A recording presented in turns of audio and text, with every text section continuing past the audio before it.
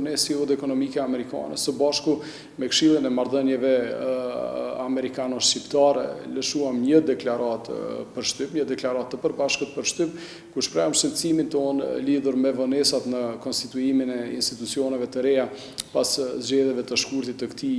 viti, edhe rrjedhimisht shprehëm edhe disa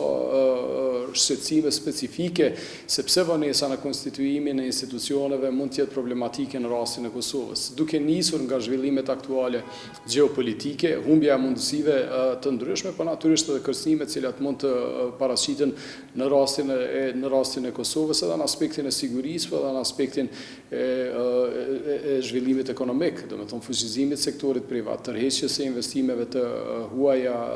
edhe investimeve amerikane dhe investimeve të tjera të huaja, po ajo çka është më e rëndësishme, me që folëm pak më herët për masën tarifore, domethënë ndaj produkteve amerikane, na nevojiten institucione plotësisht funksionale, cilat mund të shtyjnë më tej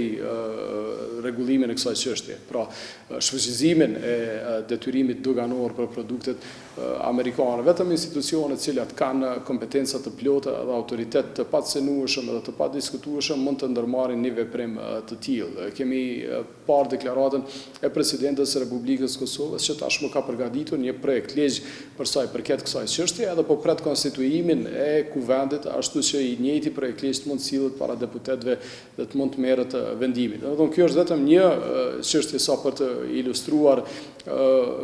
se si ndikon kjo situatë, ky ngërç aktual politik në mundësitë cilat Kosova dështon të shfrytëzoj në këtë aspekt. Secila përpjekje e dështuar natyrisht që është ditë e humbur, edhe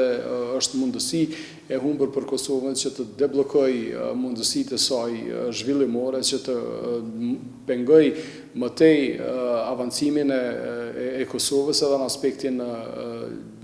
aspektin ndërkombëtar. Historia e Kosovës megjithatë mbetet e papërfunduar, për asgjë sa ne nuk sigurojmë një njohje më të madhe ose numër më të madh njohjesh ndërkombëtare dhe antarësim në organizata të ndryshme ndërkombëtare, përfshirë këtu Këshillin e Evropës, organizatën botërore të tregtisë, të cilën e përmendëm më herët, e shumë mekanizma të tjerë ndërkombëtar që janë të rëndësishëm për fuqizimin e subjektivitetit ndërkombëtar të Kosovës.